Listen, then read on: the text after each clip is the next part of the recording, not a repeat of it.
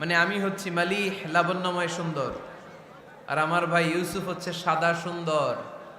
একদিকে লাবণ্যময় সুন্দর, আরেকদিকে সাদা সুন্দর, কোনটার দাম বেশি? চিল্লায় বলতে হবে কোনটা।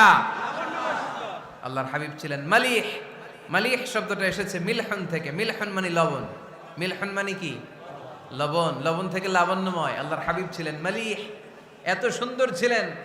আম্মা জান আয়েশা যখন শুনলেন ওয়াকাত্তা'না আইদিয়াহুন, মিশরের নারীরা বুর্তুকাল কাটতে যে, লেবু কাটতে যে, কমলা লেবু কাটতে যে সৈয়দনা ইউসুফ আলাইহিস সালামকে যখন দেখলেন, আল্লাহ নবী ইউসুফ আলাইহিস সালামের চেহারার মাধুর্যতা এত সুন্দর ছিল, এত চমৎকার চেহারার গ্ল্যান্স, এটা দেখে মিশরের নারীরা লেবু কাটতে যে আঙ্গুল কেটে ফেলেছিল।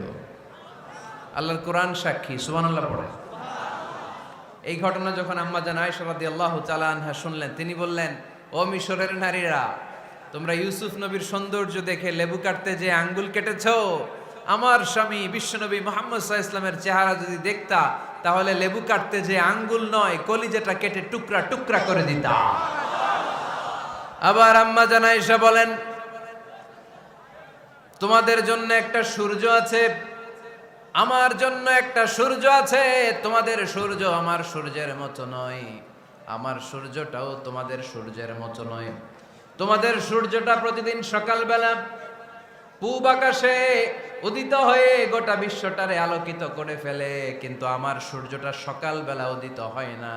সাল্লাল্লাহু আলাইহি ওয়াসাল্লাম তিনি মানুষ ছিলেন, তবে সাধারণ মানুষ নন, অসাধারণ মানুষ। নবী ছিলেন, যেন তেন নবী নন, মহানবী, মানব কিন্তু মহামানব, ঠিক কিনা?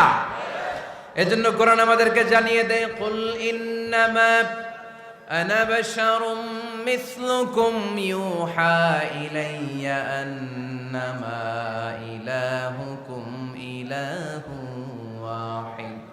ও নবী, আপনি বলে দেন, নিশ্চয় আমি তোমাদের মতোই মানুষ, কিন্তু আমার কাছে ওহী আসে, তোমাদের কাছে আসে না, ঠিক কিনা? মানুষ কোন সেন্সে? মানুষ এই সেন্সে তিনি মানুষ যে আমরা দুনিয়াতে মা বাবার মাধ্যমে আসি, তিনিও এসেছেন। আমরা পৃথিবীতে বিয়ে করি, আল্লাহর হাবিবও করেছেন।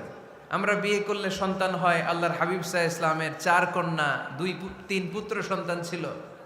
আমরা আমাদের আঘাত পেলে গা ঝরে রক্ত বেরোয়, আল্লাহর হাবিব সাল্লাল্লাহু আলাইহি ওয়াসাল্লামের উহুদের ময়দানে দাঁত ভেঙে রক্ত ঝরেছে, ঠিক কিনা? এই সেন্সে তিনি মানুষ, কিন্তু সাধারণ মানুষ নন, তিনি অসাধারণ মানুষ, অসাধারণ, আনপ্যারালাল, ইউনিক, ফ্যান্টাস্টিক।